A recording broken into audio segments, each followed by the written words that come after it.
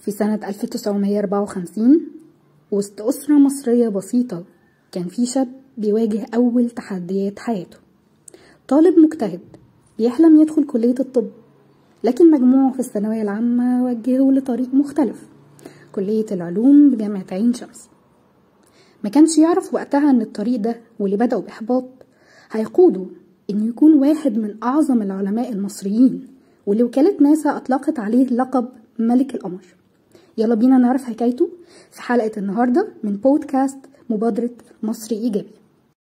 بطلنا هو فاروق محمد سيد الباز.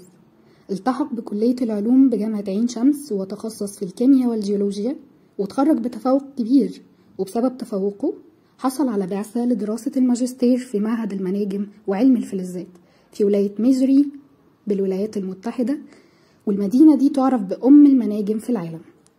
ومن هناك بدأ رحلته العلمية، أجرى أبحاثه في معهد ماساتشوستس للتكنولوجيا، واستكشف جيولوجيا الأرض، وزار معظم المناجم في أمريكا.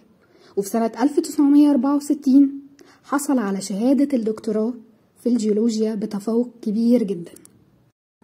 بسبب تميزه وتفوقه دعي للتدريس في جامعة هايدلبرج بألمانيا، وبعدها قرر يرجع لمصر حامل 4 أطنان من عينات الصخور.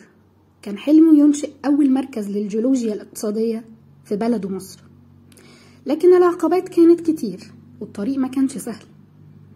ومع ذلك في يوم شاف إعلان من شركة بتتعاون مع وكالة ناسا بيدوروا على جيولوجي يشتغل في مشروع أبولو.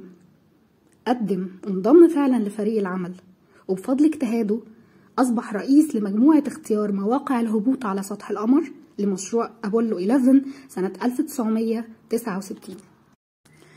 رواد الفضاء اللي شاركوا في الرحلة دي واللي بعدها شهدوا بعبقريته. واحد منهم قال: كنت حاسس اني زرت اماكن الهبوط دي قبل كده، من كتر ما شرح دكتور فاروق الباز كان دقيق وواضح. ومن هنا بدأ يعرف باسم سيد القمر. مشواره ما وقفش عند ناسا، أصبح مستشار علمي للرئيس أنور السادات، نائب رئيس شركة آيتك المتخصصة في كاميرات الفضاء، مدير مركز الاستشعار عن بعد بجامعة بوسطن، وحصل على أكتر من 10 دكتوراه فخرية من جامعات العالم. كمان حصل على جايزة الاستحقاق من الرئيس أنور السادات وجايزة التميز العلمي من وكالة ناسا. فاروق الباز هو مثال حي على إن العقبات مش نهاية، وإن الطريق اللي يبدو مش من اختيارك ممكن يكون أعظم فرصة في حياتك.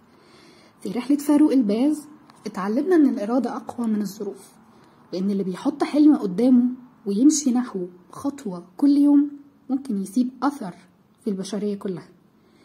خليك إيجابي، خليك مؤمن بنفسك، وافتكر دايما كل إخفاق ممكن يكون بداية لأعظم قصة نجاح. دي كانت حلقتنا من مبادرة مصري إيجابي. استنونا في قصص جديدة لناس صنعت الفرق ورفعت اسم مصر فوق.